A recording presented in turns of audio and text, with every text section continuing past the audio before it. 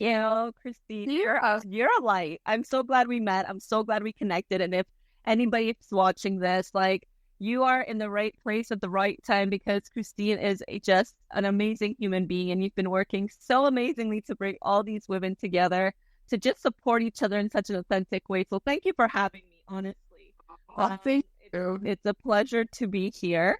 And I'm really excited for today's interview because I'm always looking to connect with more people. And, like my bio, I love it. It really, I'm like, and I was like, damn, she's got some good copywriting skills there. Like, you can help people with that, I'm sure. yes, definitely. The thing is, sometimes we forget how much we've accomplished. And even I forget it when I hear my own bio read back at me. I'm like, damn, I have accomplished a lot, you know? But trust me, as a woman, we constantly have to remind ourselves the amazing work that we do because I even forget, and it happens. It has to be a constant reminder to celebrate the small and the big wins. It just becomes natural to be like a superhero. And so we just think it's every day like breathing, but then we forget, it's not. Yes, absolutely. Oh my, I need to talk to you after this because I feel like my bio I'm really struggling with it. It's so hard to write about oneself. It is. It's hard, but it's really good to have someone who can see you. And that's actually one of my superpowers is understanding women when I see their skills, when I see what they bring to the table, and really making them understand that we just need to own it, right? Yeah. We just need to own who we are. I was just right now, I got off an hour ago with a client, and I was doing a role play where I was helping her connect with how did you introduce yourself at a networking event, right? So I let her go first. And I said, okay, show me how you would do it. And she said, I'm a mom. We all start there. It's our comfort zone. I'm a mom. I did that too. I'm like, I'm a mom. And then it took like at least a minute and a half to her to get to the point where she was like, and also I own a business. And also I do this, this, and that. And so we were going through this role play on how she can frame that better. How she can, instead of like, even the tone that we use, right? The tone, the way we speak, it's like we're asking permission. Well, I'm a mom. And I also am an entrepreneur. It's this thing I do on the side, And yeah. When I meet people on even on your meetup today that I was online, people are like, well, I do this. Well, I kind of do this and do this and do this. And I'm like, that's a lot. But the way they say it, it's so like, nonchalant, like we don't own what we do. And so part of having someone be able to kind of reflect at you what you do is that we can see, like me as a business coach, I can see your gifts and be like, actually you do this, and this is how we can frame it, right? Reframing that. But it starts from internally knowing what you bring to the table, which is kind of important. Convince yourself first if you're going to try to convince your clients to believe in you. Just saying. People are like, I'm struggling to make money. Well, you're not even convinced about what you do. No wonder you're struggling to make money, right? We have to convince ourselves first that we're worthy, that we take our business seriously, that we love what we do. And then it's going to be a piece of cake because it's like, they're so lucky to work with me. I'm not out there begging for people to pay me. If anything, I'm like, do I want to work with you? Like, are you cool? Are you fun? Am I going to not have to am I going to have to come after you for money? Am I going to have to wait on you to decide that you're taking your business serious? No, I don't want that, right? Yes, absolutely. So important to have a business coach. I finally decided to take that step a few months ago and realized wow, because you need that person to tell you, look, these are your strengths. This is what you bring to the table. Now let's turn this into something that you can make money with. Because totally up with this, then someone else will, and someone else will make that money. So it's just really a decision of do I want to do this? Is this something I want to commit to? Because it is a huge level of commitment to start a business. Totally. Yeah, it is scary. I'm not going to lie. It's still some days I'm like, what am I doing again? Yeah. 100%. Yeah. It takes a while. I mean, it took me a while to be in the embodiment of, yes, I am a business owner. And yes, I'm an entrepreneur. And it takes a while because you're building a new habit of, standing outside of the norm of people who just, you know, what's so funny? How many times I see the way people who go to a 9 to 5 will show up and break their back for somebody else. And then you put them in this like space of freedom and they have no clue what to do with it. Yeah. No clue. No clue. Maybe they got laid off. I had people that sign up with me because they got laid off and they don't know what to do with their lives and they want to start a business. But there's a period where I'm like, you need to take that time to adjust so that you know what to do with this time of not doing anything, right? Because we only consider ourselves doing something and producing when we have a boss and we have someone telling us what to do. Anything else apparently is not work, which is mind-blowing, you know? It's mind-blowing. It's like, I'm raising 3 kids and I have a side hustle where I'm selling Arbonne and I'm doing this, but I'm doing nothing. Or I'm like, you know, no, it's crazy. I'm doing nothing. I love it. I love it. Can you share a little bit with us how you have achieved your success over the years being a business coach? Honestly, making a lot of mistakes. A lot of mistakes. Yeah. I don't have a background in entrepreneurship. My family are not entrepreneurs by nature. Like my dad tried a couple, but never really went all the way. He was an immigrant to Canada. My parents both are. I came when I was 10. I have very little view outside of entrepreneurship other than knowing that you needed to go to the bank, ask for a loan, and hopefully have good credit enough for them to lend you money to have a brick and mortar business. That's what I grew up thinking a business owner was. And so for me, it's been a complete like brainwashing of, no, that is not the thing. Like I have to forget that, delete that, and now like relearn what entrepreneurship can be, right? And so for me, it was a lot of making mistakes. And honestly, I feel like I always say I was a bad employee. Like honestly, like I would not hire me as an employee at all. I'm not good at people telling me what to do. I'm not good at taking orders or direction.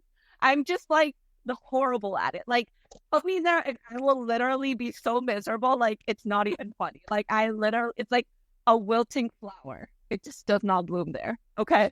And so I just had these traits where I'm like, I think I'm just really going to screw up my life because I hate working for people. And I didn't think I had options because I'm like, well, I have horrible credit from when I was 15 and I got a credit card and the bank decided to give me credit for some reason. And apparently I shouldn't have spent that money and now my credit's shot, you know, like, so I'm like, I don't know what I'm going to do with my life. And it turned out that becoming accidentally pregnant with like a boyfriend I had at the time, who later we had a baby. But we like met and 6 months in, I got pregnant and I was like, okay, well, I'm going to really have to figure out my life. You know, I'm really going to have to figure this shit out. And so it took having a baby and realizing that, you know, either I can keep complaining about how I don't fit in the world or I can create a place for myself in the world.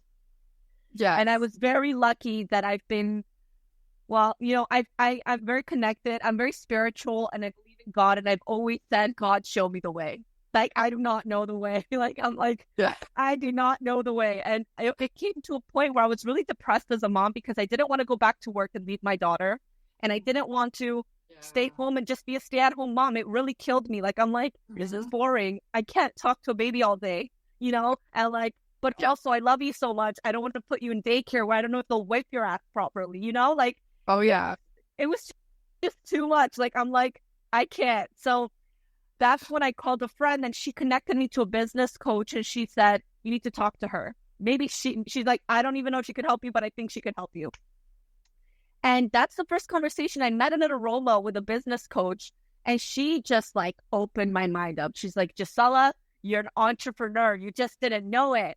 And I'm like, oh my gosh. And she opened my eyes up to all these ideas of like, she's like, you can lead women. Because imagine how many women are unhappy about motherhood as well. Imagine how many women are not saying the thing. And at that point, I was just so focused about how unhappy I was.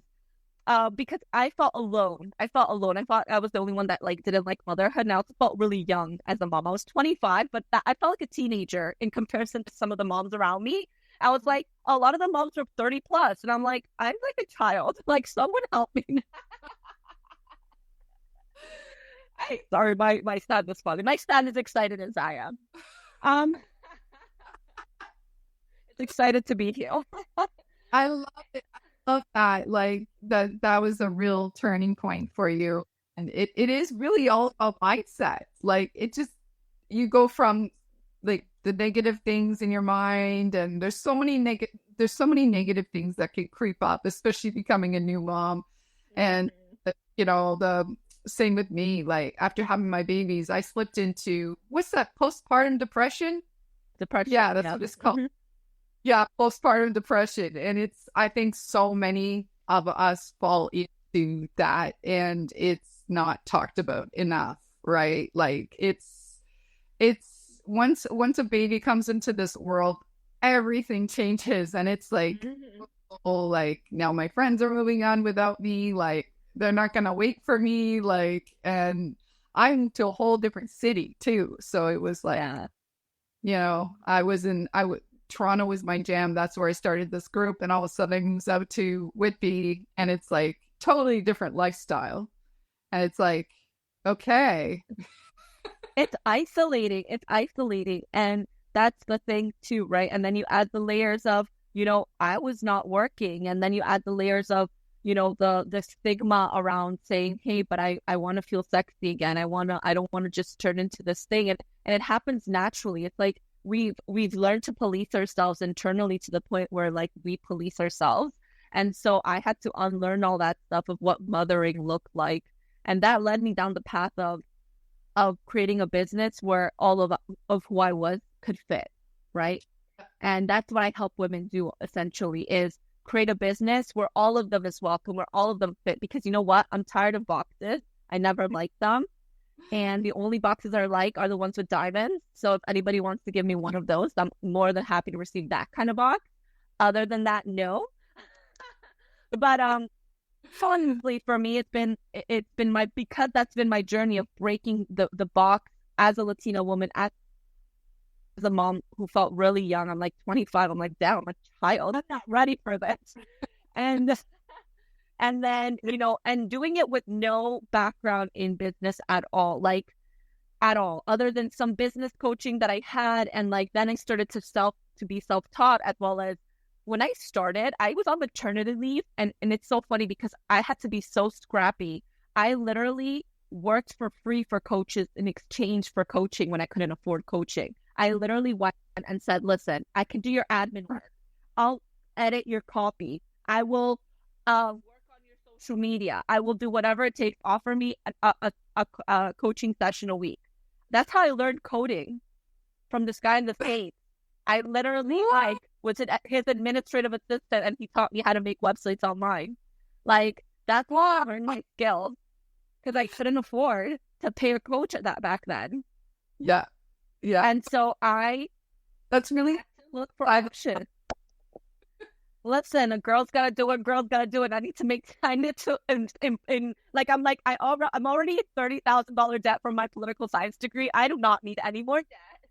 Yeah. So like, I need to be as resourceful. And honestly, I was very lucky to have my first coach who opened my eyes to all of this, and who literally like took me under her wing and said, I'm gonna show you the way. I'm gonna show you the way. And we all have angels that way. When we really want something, when we really believe in something, angels show up and they help us.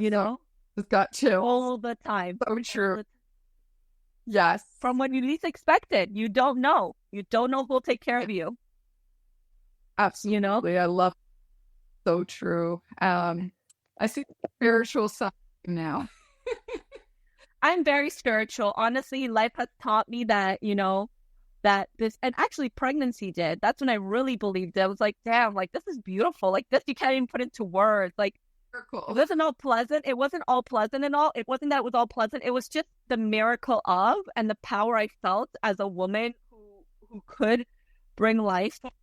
I'm like, damn, like a freaking woman. So that's where spirituality for me is big. I'm big on that.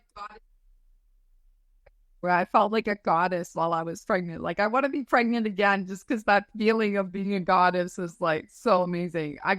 especially with my second pregnancy. I went and did the henna on my hands, like when I was like close to giving birth, and I was like all ready for my baby to come. And it was like, yeah, it's just next level experience. I actually had a home birth with my second. Like I didn't have any pain meds, nothing, but it was all like in the mind. But I also hired a coach for that because I got a doula. Like a doula is basically a coach for birth. Yes, it is. Yep. Totally. I had a midwife, but there's a difference between the two, right? Like the doula really is a coach, like the one who's just like the doctor who delivers the baby. They don't do anything else. They don't hold your hand, nothing. It's true. It's very true. No, and that's the thing. It's a lot of mindset, and so I've had to be very scrappy because I didn't come with things like accessible to me all the time. And so that's what I like to tell women, like a business coach is great because maybe like you're not maybe, most definitely you can skip a bunch of steps, right? Because you'll get that kind of aha moment a lot quicker. I took the long route, and even though I did hire a lot of support and I did get a lot of support, I still realized that part of it was me not always wanting to follow the rules of a coach. So what happens is in this industry, there's a lot of people that like to tell you what to do. I'm not about telling people what to do. I'm about leading them back to themselves. Because the true coach is not there to shape you. They're there to guide you. They're there to give you the foundations for what you're going to use to become a better version of yourself. And so I also saw flaws in the coaching industry, and I said, I don't want to be like that. And also I didn't want to take advice from someone that was like that. So I was very picky with who I picked as a coach as well, because I realized that a lot of them had their own agenda and own vision that did not align with my vision for me. And so I say every time, be careful who you choose as a coach, because they should be there to guide you back to your inner voice, not for you to have them inside of your head only, and then they're guiding you all the time, because then it's not true. It's not a true you, right? And my biggest goal for my clients is to get them to become the leaders, the authors of their own life, right? Yes. Oh my goodness. So can you share some of your biggest wins in your business over the years? I mean, there's been so many. One of them, my proudest one, has been getting out of a very toxic relationship with an ex. And that was all thankfully to my financial freedom that I came to, because I would not have been able to do that have I continued to be financially dependent on him, which was really tough. That was a huge win for me. And the reason I go there is because a lot of us, and it keeps happening over and over again, is you see a lot of women who unfortunately on the outside look like everything is fine. Yeah. Everything is fine. Everything is great. They're the happiest they've ever been, right? And then I meet them and I find out these crazy things that are going on in their life, and it breaks my heart because they are super women. They are amazing. They are gold. Through these tough relationships where they're completely destroyed. And so my proudest win, honestly, was getting out of that relationship. One of my biggest wins. My other one is being able to move and live between Toronto and Colombia, because it's been my dream to not have to spend winters here. I grew up hearing that my whole life. My dad was one who always wanted to also skip the winter. Unfortunately, he hasn't been able to do that. And to be able to accomplish that, to be able to move between Toronto and Colombia has been amazing. I accomplished that in the past 2 years. But most of all is the power that I give back to women when I see them discover their own fucking superpower. That is beyond anything else. When I see their eyes light up, when they finally it clicks inside of them that they are so much more empowered than they think they are, no matter how shitty your situation is. You have so much more power than you think, Yes. And so that to me is my biggest. Those three things are my biggest accomplishments: is seeing women thrive when they discover that they can actually shape and create their own reality more than they believe that they could. I love that. And you're using own in other women's lives, and that is so brave of you to be able to do that and share so openly and be so vulnerable with your own experiences. Like it's not easy to come out and share those things. So I really truly appreciate you so much, and us just so thankful that we met. I want to get into a little bit more technical stuff about what you do. So, are the digital marketing experts. So, for all of us, now, explain a little bit about what it is and why do we need digital marketing? Amazing. So, kind of the way that I look at it is, digital marketing is a very big space, right? There's so many branches. Think of digital marketing like a big umbrella. And then the part of this umbrella that I work under is really about communication. Anything that communicates through copywriting, through landing pages and offer creations to help clients connect to the right people. So to help my clients create offers and connect to the right people. And the reason I love this is because a lot of women really suck at selling themselves. And I love teaching them how to sell themselves beyond the offer. The offer could change and evolve over time. You could be selling t-shirts today and perfumes tomorrow. It doesn't matter. If you know the skills on how to sell yourself, how to talk and speak with conviction, how to stand in your confidence, you can sell anything, right? Ethically, of course, right? And so for me, one part is teaching women how to sell themselves through digital marketing. So first, it starts with the inner work and it translates into the way you show up on social media, right? A lot of women and a lot of people who do social media, they're like, well, I guess I have to do it. No, you don't have to do it. No one has to do anything.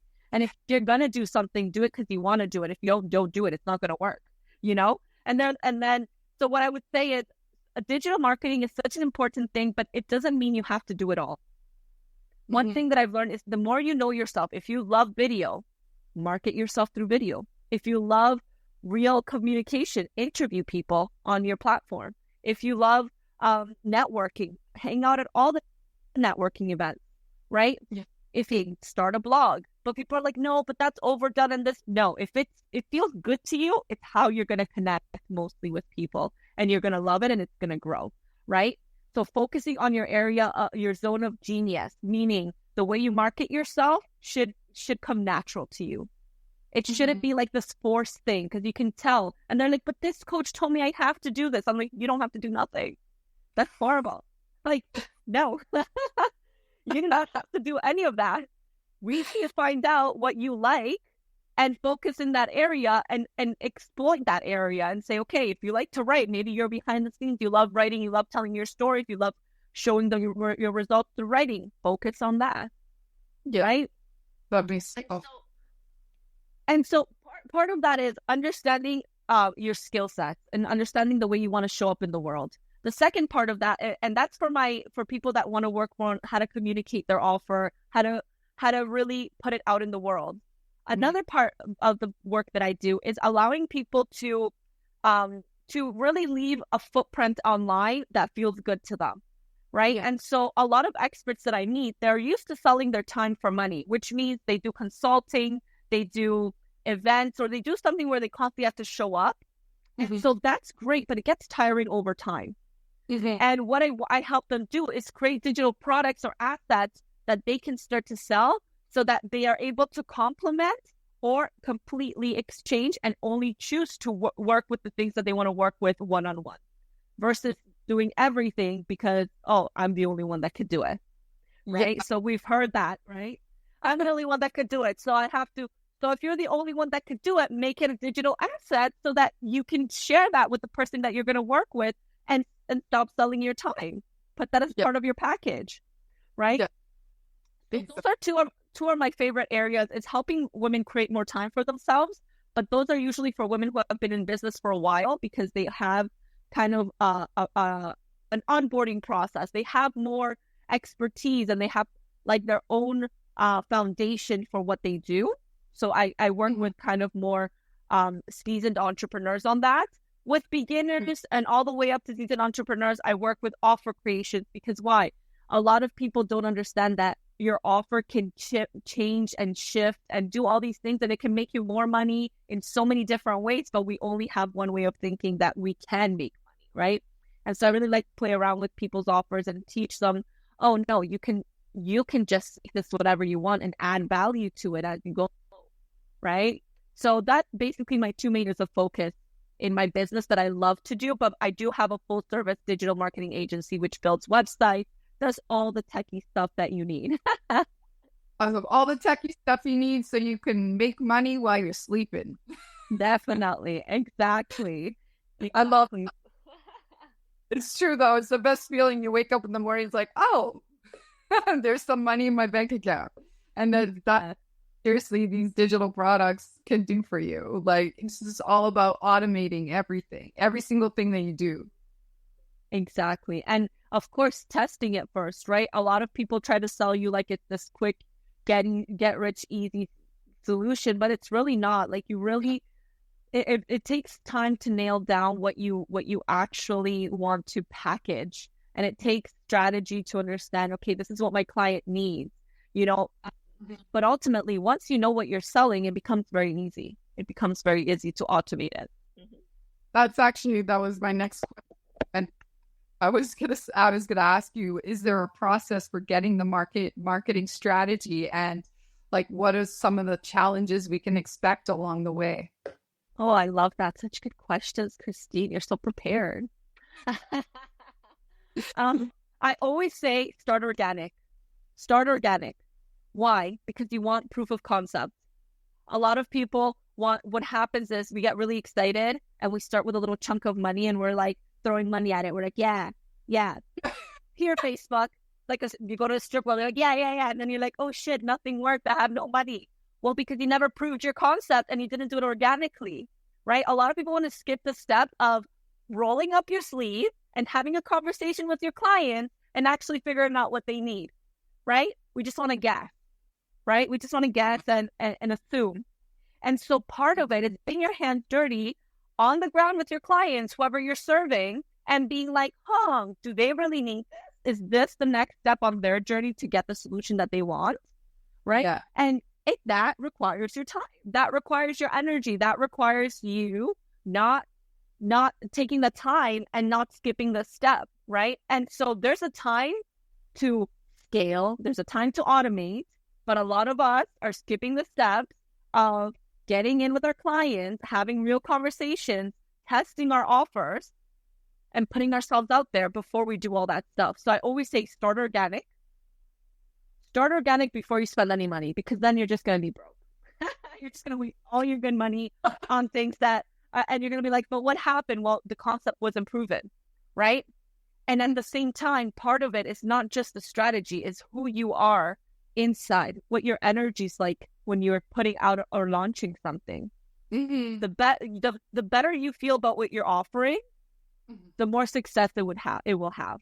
And so a lot of people, when they are selling something, they just want to skip the steps, or they want to charge really high from the beginning. And what happens is, internally, you still don't feel worthy of receiving that money, right? Mm-hmm. When I started, I was charging $100 for any hour of my time, $100. And that felt like crazy. That felt like, oh my God, that's a lot of money. Okay. I'm like, how could I do that? Right. It was crazy. And slowly I had to build my nervous system to accept these larger quantity of money that I knew I deserved and I knew I was doing the work for. And so it starts with what feels good, right? And don't let other people tell you what you need or should do if it doesn't feel good. Build your nervous system up to what you are receiving, what you're offering, right? That's another obstacle that I see women face when they're putting out an offer. And with the strategy is that they go for the highest, like, it's kind of like they're shooting themselves in the foot, because they're like, oh, I don't think I'm going to get it. But they go for like the one that they're not going to get, instead of being like, what seems more profitable in my reality right now, if that makes sense. Right? Yep. So that's something I like to tell my clients as well, is go with what feels possible first, and then start pushing the envelope. Then start pushing the envelope forward. Not start crazy. You can have it in the back of your mind, right? But doesn't mean you have to start there, which is really nerve-wracking. It's like where you want to end up eventually. Mm-hmm. And like you said, build up your nervous system. It's like, at first it's just the initial feeling, especially if you're just starting out. It's like, wow, like I did this myself. Like I put my idea out there and I'm making money doing this. It's amazing, right? It's the most rewarding feeling ever. But I see what you're saying. It's so true. Um, like basically you have to really do the hard work at first. Like it's not easy and it's a huge level of commitment, but like it doesn't take forever at the same time to get to that point. But it's like that hard work of you doing the analyzing, of you being like, all right, I put my offer out. Now let's look at like, is it really helping people like in the way that I want to serve them? And do I need to modify this? And once you start answering those questions, then it just starts getting easier. But you want to make sure you do that hard work at the beginning, because if you don't, Yeah. yeah, you're just gonna end up, like you said, wasting your money.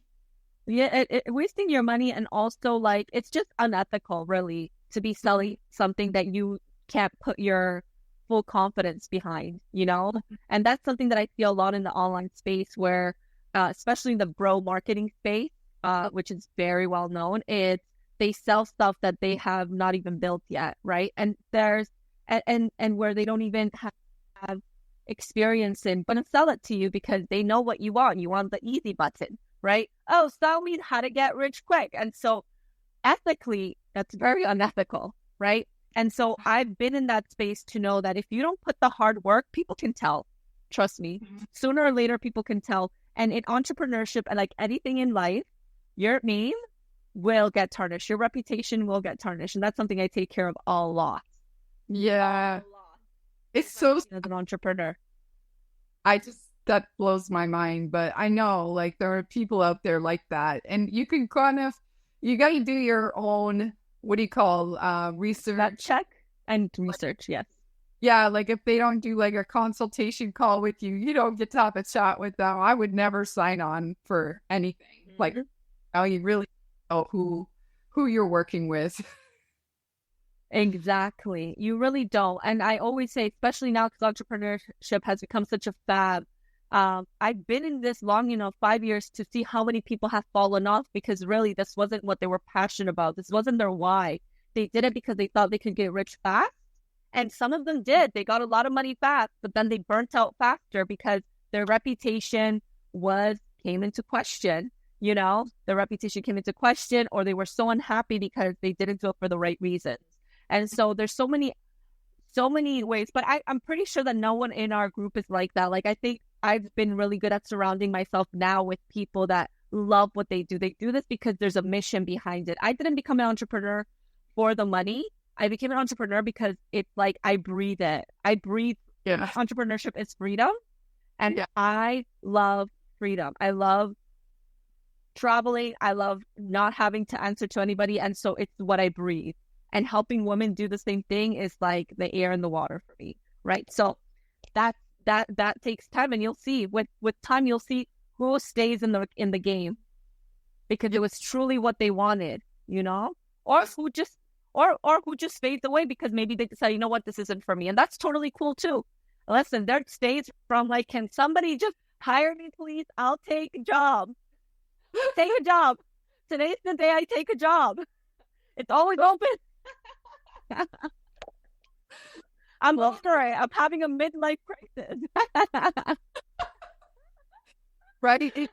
As an entrepreneur, it can be very much like a roller coaster ride. And oh my goodness, I'm so thankful because my husband, he's a 9-to-5er. He's the stability. He's got the benefits, right, from working corporate jobs. So like, yeah, we're set, right? But yeah, like, no, it's just, I think you're either born with that entrepreneurial spirit or you're not. Like, I know I had it in me for so many years since I was born. Like, literally, I had the lemonade stand out when I was a young kid at the plaza near my house. I wasn't even allowed. You're not allowed to have a lemonade stand at the plaza. But guess what? I had that mindset. I knew, like, that was smart because there was traffic there, right? And I made my not. Selling lemonade. I love that. I love that. Same for me. That's so funny you shared that. So I used to buy J14 magazines. I didn't even buy them. I would get my uncle who would always visit me. And he's like, what do you want? I'm like, get me 3 magazines, and you get me like J14 and like other 2 ones, and they would have the pull out, like you could pull out the like NSYNC, Pink, like the posters back then. And so I would collect all the posters and put it into a black suitcase. And I was like in grade 7. And I would take them to school and sell them for like $1 each. So I got them for free. So I would go sell the posters. And then I had another uncle who worked with stickers, and he would bring me stickers, and I would sell that as well at school. Oh my God. Listen, Sales. You're bored. Listen, literally, I was just selling stuff. But I back to what you're saying at the beginning. I don't know, like what happened to me growing up, but maybe it is like a little bit something to do with like our gender roles, and so especially as you get older, I don't know, life experiences, things happen to us, maybe bullies in school or whatever, they bring you down, and you just always have that voice in your head that it's like not okay to speak up, and it's just like, like it's just getting over that. And having a coach definitely is required to make those leaps, right? To be like, am I making, like, knowing that you're making the right move helps you make that leap too, right? But you can't do it on. And community. The more you surround by the women who are dealing with the same reality you are, the more you'll believe that what you're doing is right, and it actually is possible. More than right is that it's possible, right? Yeah. Where everyone who's a 9-to-5, they've adhered to that reality. That's normal for them, right? And so we've normalized that. So you need to create a community that normalizes the struggles that you're going through, the wins that you're going through, the win. I have a friend who between me and her, we're always celebrating. Where I'm like, I just did a 10K deal, and she's celebrating me. She's like, I just did a 20K deal. I'm like, I'm going for that too. And I'm like, we're celebrating each other's win. We're like, oh my God, you just closed such a huge deal. Like, like we all need that celebration of the wins and the losses, and knowing that, that's the reality that is also very legitimate. Yeah. Because we need to legitimize that reality, not just the reality that exists when you have a 9-to-5 job, or the picket fence house, or like the 3 kids, 2.1 kid. I don't know what the stats is on that, but like I'm creating one where I'm literally co-parenting while I travel, and like, and make my own money and do what I want, and not have a real estate property at this time, and like whatever I want to do with my life, like that's the real reality for me, and I love it, and it's like, well, if other people are doing it, great. That's just not what I want for myself. But before, I'd be like, oh, but I must be doing something wrong. I should want the house and the 3 kids and a husband as well. But that's not what I want. That's not what I'm looking for. But now I've created enough community that reflects that back at me, because they're doing the same, and they're also breaking boxes. And I'm like, yeah, that's my reality. Like, welcome to my world. I love it. Oh my goodness. Well, one day I'll hopefully be able to travel a little bit more, and I'll definitely come visit you in Colombia. Definitely. Listen, a retreat is happening in Colombia. That's all I'm saying. A retreat is happening. So stay tuned, because it's going to be a whole vibe. 7 days in Colombia. It's going to be a thing. Yes, it's going to be a wellness and a retreat. And I'm really excited. It's going to be in a mountain. We're going to bathe under the moon. It's going to be a whole thing, okay? You don't even know. Dancing, massages, pampering, learning in the morning, partying in the afternoon, sightseeing. It's going to be great. It's going to be great. It's in the works. Yes, it's like you're in my mind, because I've had this vision for Toronto professional women of having like retreats, and yeah, that might happen sooner than later. I'm excited. Anything is possible, Christine. It's our reality. It is, absolutely. And okay, so in closing, I just wanted to ask you one last question. Can you share with us some of your biggest lesson that maybe you've learned along the way that you'd like to share with everyone here today? Maybe you've already kind of gone over that earlier, but just... No, this is a great question, and it's something right away comes to mind. Okay. Trust your gut when it says no to working with the wrong client. So this happened especially at the beginning of my business, but it even happened to me 1.5 years ago that I took on a client because I needed the money. And I I knew she was bad news. I had a feeling in my gut that she was going to give me hell. I knew it. My gut was like, no. No, it's like, Yeah. but I need the money. I have so much expenses right now. This would come in so handy. Worst decision of my life. Mm-hmm. Thank God I had contracts set up. Thank God she could not come after me and try to tarnish my name. I mean, she could, but it wasn't going to work because I did everything I could. But I learned my lesson for the last time. If your gut is saying, this is not a good person to work with, stay broke. Keep your zeros in my... I'm like, I'll keep my zeros. You take your money, okay? Thanks, amen. God be with you because I am not taking your money. It is not worth the headache. It is not worth... This woman made me cry, just to tell you a little bit. Oh, literally. That's what a hell of a client she was. Yikes. And so I really encourage women, when you have a feeling in your gut that you shouldn't work with this person, even for an employment opportunity, anything, event opportunity, collaboration, but you're like, oh, but this would be such a good opportunity. She'll give me exposure. But your gut's like, no. It's a no. Trust your gut. Because that's where you run your risk of tarnishing your name. Because maybe you'll be associated with this person. Yeah. Of losing more money that you even made. But most of all, of losing sleep. Because I'm big on integrity. And when I feel that what I'm being asked to do is out of integrity, it keeps me up at night. And nothing is worth my integrity. And so I really, really, one of the biggest lessons I've learned is when it's a no for a client, no matter if you need money, literally, I'd rather call my ex and be like, please send me money. Like, I'd rather go to him. Like, literally, ever take a client that's like a no. Okay? Like, it's the best thing you can do for yourselves because honestly, in the long term, when you do the math, the time, the hours, the disappointment, the heart conversation you have to have with someone, it's not worth it. So that's one of my biggest lessons that I've learned in business. Yeah. Ever. And every time I've learned it, I'm like, what? I thought we knew this, Gicela. I had a conversation with you before about this. I thought we had this figured out. Oh my goodness. I learned the same lesson like pretty recently, maybe 6 months ago. And I have learned now, having learned that lesson, to stay away from these people. Just stay away. But like, you also have to have that brave conversation with them. Like, my problem was I would just block them. I would just like, I would like avoid them and block them. But like, now I realize like, that's not the right thing to do.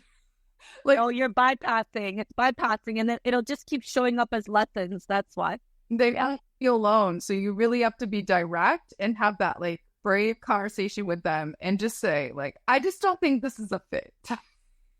I just literally, there's a better match out there somewhere else. Because that's the thing about creating our tribe, right? Of people, is that our vibe is not going to vibe with everybody. There's going to be like some friction there, right? So it's just like, Totally. And that's so good that you've learned that and having that conversation. Part of it is like also how you handle the conflict. I think for my last lesson that I learned with this woman was that I also had to confront her as well. Instead of tiptoeing around the issue. Yeah. I literally had to like in a kind way, in a way that was still integrity to me because I was pissed. But I was like, okay, deal with your anger and then come back to this. And then I was like, but I had to confront her. And then I was really afraid to let her go. But it came to the point where I had to block her on WhatsApp so she had no access to me anymore. And that was really hard for me to do because I do have a people pleasing. And I'm like, oh, but she's also a woman. Maybe she's struggling. And I would make excuses for her, right? And try to understand her. But I'm like, no. You're allowed to put your foot down. And it's a no. It's a no. That's it. And that was one of the biggest lessons. Is like, stop making excuses for other people. They're adults. Yeah. They may act like children, but they're adults. Exactly. It's setting our own personal boundaries so that we remain strong, we remain powerful, so we can continue on making differences in people's lives that we want to help. Because you don't have to help every single person out there who needs it. We can't. Exactly. We can't. And Arlene said something. Some people need firm boundaries and sometimes that's blocking. Yeah, I'm down for blocking. Blocking is sometimes very needed. I have a lot of people on my block list right now. Yeah, me too. It's really bad. Like, if say you already have a relationship with somebody though, and they're crossing your boundaries, it's like, okay, you got to have a conversation with them now. And Yes. it's having those conversations, but I'm getting better at it. Like, sometimes it can ruin your day for like a whole day. You're just like, oh God, I feel awful for like saying this, but they're probably already thinking it too in their minds that, we should probably part ways. Totally. It's so important. And one thing I love about what you said is, when you care about someone, this is my barometer for relationship. If I can call you in and we can have a conversation and have hard conversations, and you can rise to the standard of what I'm trying to do, it's because I'm trying to create a space for us to fix it so that actually the relationship can continue to grow, right? If I didn't care, I wouldn't even come to you. I'd be like, okay, bye. Yeah. Right. But if I care enough to call you in, it means I'm looking to see how that other person would respond. And I do this with friendships all the time. I have a lot of friendships where we hit friction points where I'm like, I don't like what you did, or I don't like what you said, or I don't, but we call each other in. And the barometer is, can you stand the truth of my truth while also accepting the other person's perspective, point of view, way of seeing the world? And can we come to some sort of understanding? And if we can, then that makes the relationship so much better. And I apply that in my intimate relationships and my friendships with anybody around me, right? Like, that's how you know I care. If I'm not having hard conversations with you, I probably don't. No, I'm kidding. Well, you know what? I've also come to realize too, especially in the virtual space, when we're communicating virtually, like, there's so many instances where there could be a miscommunication, misunderstanding over like reading someone's text versus like talking to each other and having an actual real conversation. Like, how many times that's happened to me so many times. It's like, oh shoot, like now I'm so embarrassed, like, because you get all upset over something and that it wasn't even true. It was just like the way you read that message. It's true. I know there's a lot of miscommunication. That's why for me, it's very important that if something bothers you, to call it out right away. It's actually one of my biggest values is being able to confront things. And it doesn't have to be, I always say, wait till you're not reactive, right? Because you don't want to bring your projections on someone. Because it could be a projection. A lot of the times the way I take something is a projection of my past, of the way I've dealt with something. And so I have my own tools to deal with my own reaction before I actually bring it to the table, because I want to make sure that, I'm respectful of the other person, because maybe they have no clue that they triggered that in you, or maybe they didn't mean it in that way. And you're coming out here like and it just, it takes time to learn these, but it actually makes great for building relationships long-term, like really soulful relationships, where you have an understanding that, there's a lot of love there, Oh my goodness, I know. And I'm all about I'm all about relationships, and I can't stress that enough in the networking events. When people come in and they try to sell right away, right off the bat, they start talking about their products or service without even saying like wanting to know anything about you. Like, it's like, oh my goodness, like, it's so important to start with the relationship. You need a relationship, and then you'll see like how things just fall into place so naturally. Like, and the sales will, but like not by just being like, okay, I got a business now, I'm going to start networking and I'm going to start putting my business out there and talking about it, like just about the business. It's like, we are people. We need to be friends with each other first. But the thing is, how I see it is, honestly, the way sales has been a very masculine way. And only recently have we been learning about ethical selling. Trust me, most of the sales books out there, sales teaching out there are teaching that garbage, which is where you get bro marketing from, where they're just constantly trying to pitch you. Everything is an affiliate link. And they're like, no, we help our clients. No, most of the time you just make affiliate money, and And Uh-huh. it comes from, that's just the teaching. So once I've made peace, that used to really trigger me because I'm like, I used to think like, oh, that's not cool. But what I realized, they're coming Mhm. from from learning people that were not ethically educated on how to build relationships. That's not the teachings that are out there. And so I have compassion for that, because then we go to the other extreme where women have no clue how to even pitch themselves at all. We run into two extremes where it's like completely masculine, like, I'm gonna pitch you right now, or then it's like like nothing. Like, you're just like, I remember that happened to me when I first started networking. The first thing I used to say is like, hey, I'm a mom. Yeah, like, I'm new mom. I'm breastfeeding. I was like a mess because I did not want to talk about my business and what I was building. I was like, nope, I can't do it. And so it's understandable. And that's something that you can like really, that's a space that you have a lot of potential to teach on, right? It's like showing people a different way, because ultimately it's not a correct way. And it's not the way anybody buys, honestly. It's not the way anybody buys at all. No. Maybe 1%, like, unless I'm looking for what you're selling specifically, but I will come to that, but very little. Yeah, absolutely.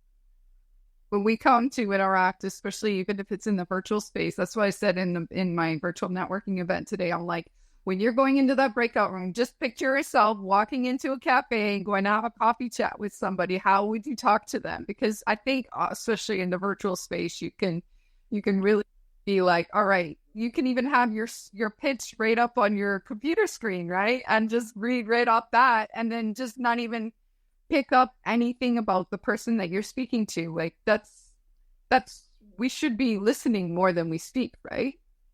100%. I always teach, one of the best skills I've learned is really listening. You can hear when people need what you offer, but you have to be willing to listen. I can't come to you. It's like, we're not even talking about this. And I'm like, oh my God, did you know I have the best sheets? I sleep so good on my sheets.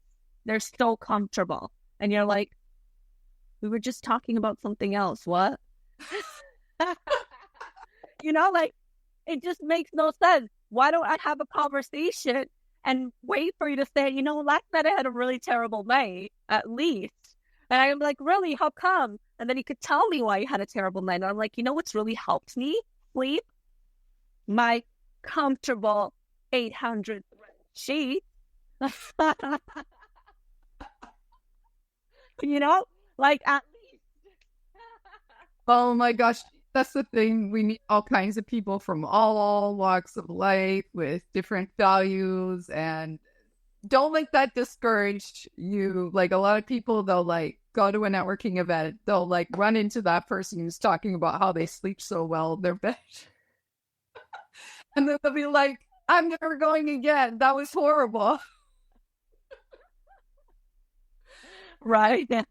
But yeah, don't be discouraged. There's good people networking with real, like, they really want to connect and build long-term relationships, like, this is not a quickie. Like, this is not a one-night stand. This is like, we're building marriages here, okay? Every relationship could be a marriage, but you're just trying to get a quickie in, and it's not cute.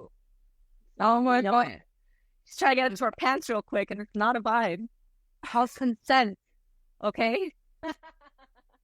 Oh my God, I forget I was gonna say next. It's so funny though. It's so true. But yeah, what I was gonna say was the whole between men and women and how we network. Like, men, yeah, they go straight in with the pitch, and it's like, that's okay in their culture. But with us women, it doesn't work. Like, the amount of complaints I get after networking events, and I hear, oh my gosh, I was cornered in my breakout room, and the person wouldn't let me speak. They spoke the entire time and talked about their thing and their product. They were just selling me. And I have so many people who don't want to come back because they're like, there's just all people who just want to sell me things. So yeah, like, I know that us women, we don't generally, I think, as a whole, we're just about the relationship more than selling at a networking event, for sure. Totally. Guys, and I would love to add just if you guys have any questions for me, like put them in the comments. I'm happy to come back around and answer them once this is up. I'm guessing this is going to be posted, so put them on and I'm happy to connect. You can find me at Gicela Holguin for my Instagram. My business, I have two businesses. It's Designed by Gigi Marketing and For the Woman I Love, which is more of my coaching, mentoring space. And then after the Designed by Gigi is more the tech logistics of building up your business. So yeah, that's me. I'm so happy. Such a blessing to have you here today. I'm so grateful for you. And we're going to have our in-person coffee chat real soon. I'm so excited because I really think you're so amazing. And thank you so much for taking a big chunk of your day today to come and talk today and share all of your amazing marketing wisdom. And I will see you, of course, at one of the next events or coffee meetup. For sure. Thank you for having me. Thank you guys for listening and tuning in. And I really appreciate the space to share. Thank you so much, Gicela. I hope you have a great rest of your day. Bye. Thank you. Thanks for tuning in. If you'd like to join the ranks of inspiring women making waves on this series or learn more about becoming a VIP member with us, head over to torontoprofessionalwomen.com and get ready to take your career journey up a notch.